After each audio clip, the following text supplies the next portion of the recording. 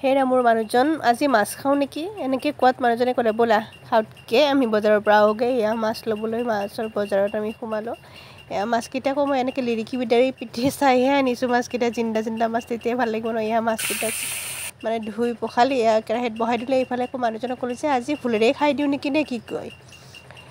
মানে এই বছৰ প্ৰথম ভুলেৰে খাইছোঁ তেনেকুৱা হৈছে মানে এনেইতো ভুলেৰে আৰু খোৱা যায় শুকান মাছ হ'লে সোৱাদটো আৰু বেলেগ কিন্তু মানে বেলেগেৰে জুতি লৈ আজি প্ৰথম ভুলেৰে খাই দিওঁ এয়া ধুনীয়াকৈ বনাবলৈ আৰম্ভ কৰিলোঁ আমি আকৌ ৰাতি বেছিভাগ দুইজনে খানাটো মানে কঠাৰ মহলা মাৰি মাৰি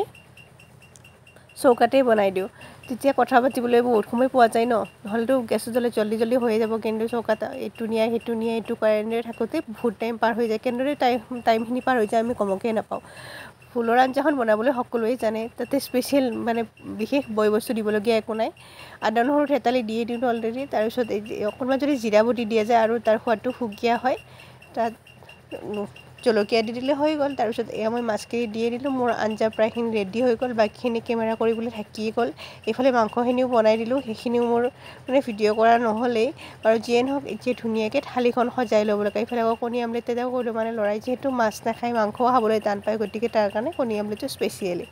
এইফালে ধুনীয়াকৈ থালিখন ৰেডি কৰি লিখিছে দেখিবলৈ ধুনীয়া হ'লে খাবলৈকেও ভাল পায় ভিডিঅ'টো কেনে পালে কমেণ্ট কৰিব দিবা এতিয়ালৈ